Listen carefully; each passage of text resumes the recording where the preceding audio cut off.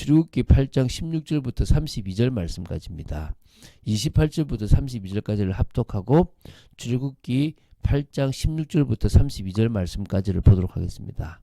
자, 그러면 28절부터 32절 말씀까지 합독하도록 하겠습니다. 바로가 이르되 내가 너희를 보내리니 너희가 너희 하나님 여호와께 광야에서 제사를 드릴 것이나 너무 멀리 가지는 말라. 그런즉 너희는 나를 위하여 간구하라.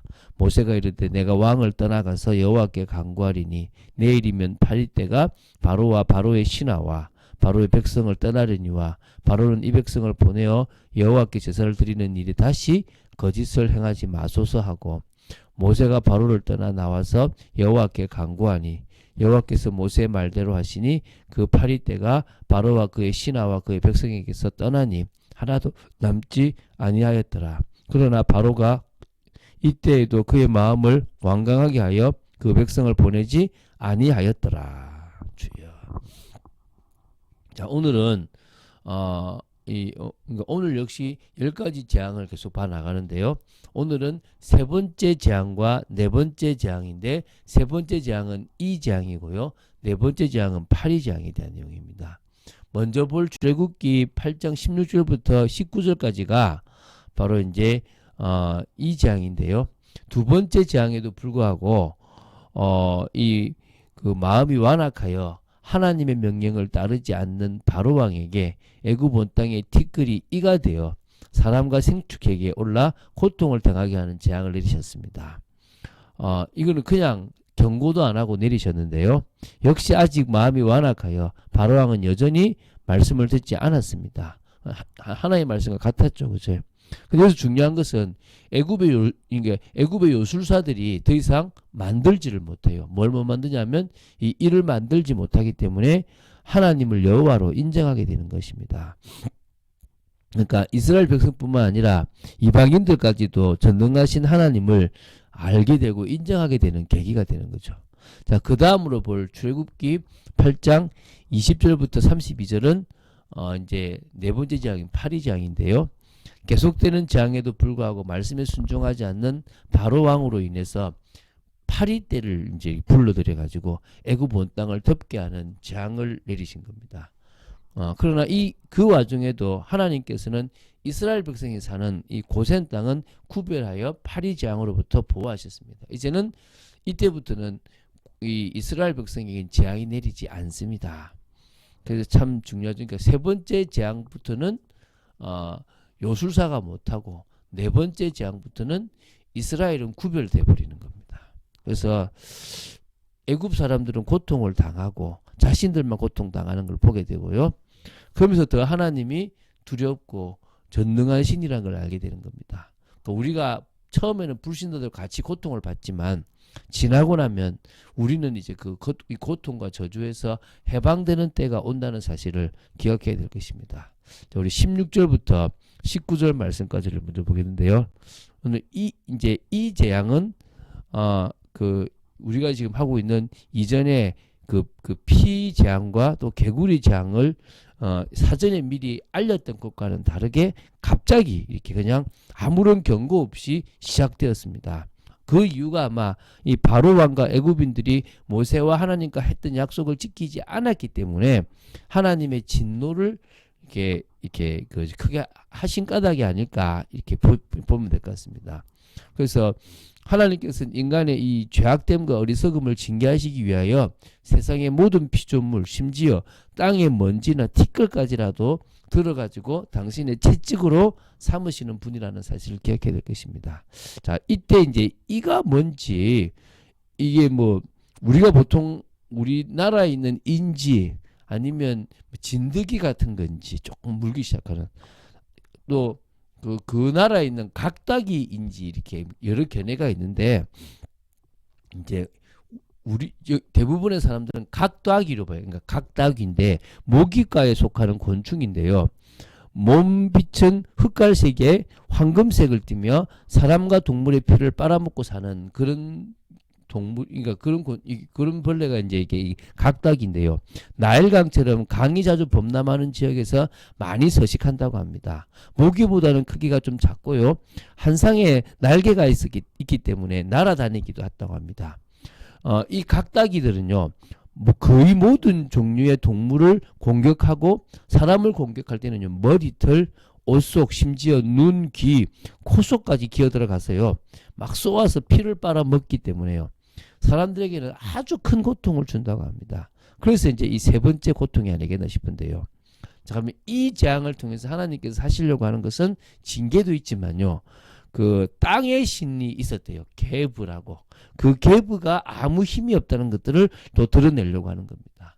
앞에서 제가 얘기했지만 요술사들은 이때부터 이 일을 생기지 못하게 해요. 이 세 번째 재앙부터는 요술사들이 할 수가 없습니다. 그래서 바로왕에게 하나님의 권능이 대단하다라고 고백합니다. 그러나 바로왕은 듣지도 않습니다. 그래서 이제 여호와의 말씀대로 되는 거죠. 자, 이제 20절부터 24절까지를 보겠습니다. 여호와께서는 이어서 모세를 통해서 네 번째 재앙을 행하게 하시는데요. 이 경고를 하시는 거죠.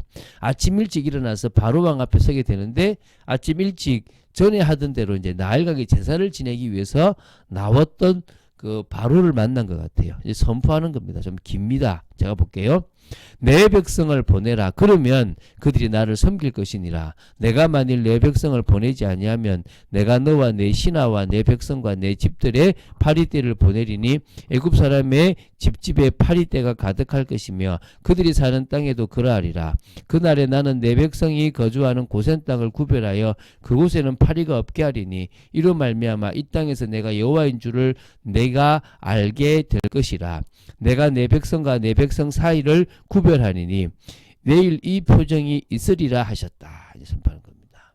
자, 이제 드디어 재앙이 애굽 사람들에게만 임합니다. 이제 그들이 보는 이스라엘 사람들이 있는 고센 땅은 재앙을 받지 않는 확연하게 표가 나버린, 얼마나 화가 나고 고통스럽고 바로왕을 원망하겠습니까? 이때부터 여호와가 참 하나님이고 참신인지를 알게 되는 거죠.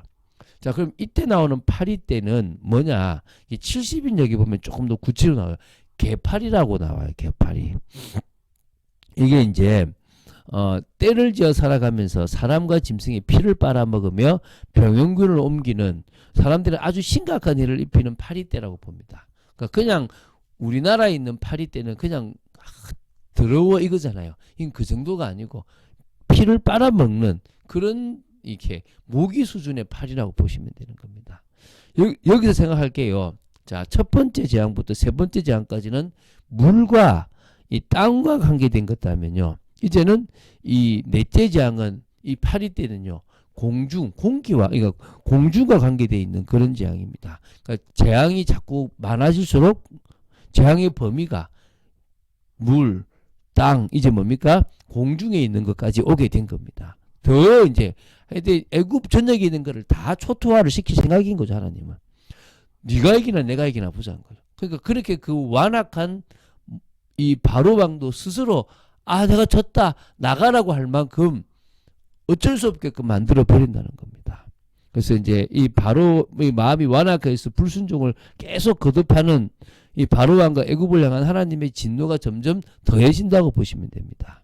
자, 이 네 번째 재앙을 통해서 가면 어떤 신이냐 하니까 공기의 신인 슈라고 하는 그 신 자체가 또 아무 의미 없다는 겁니다. 그거를 이제 보여주는 겁니다. 자, 24절에요. 모세 선포대로 이제 하나님이 행해 주시니까 무수한 파리가 바로의 궁과 그의 신하의 집과 애굽 온 땅의 이름으로 인해서 파리로 말미암아 그 땅이 황폐하였다고라고 지금 말하고 있습니다. 자, 이제 25절부터 28절까지를 보겠습니다. 그러니까 바로왕이 모세와 아론을 부릅니다. 이제 도저히 못 사니까 너무 힘드니까. 이번에는 그런데 다른 말을 합니다. 너희는 가서 이 땅에서 너희 하나님께 제사를 드리라. 내가 타협해줬다. 저사 양보해줬다. 이 땅에서 드려. 이겁니다. 그러니까 고센 땅에 사라는 거죠. 그 제사, 희생 제사를요.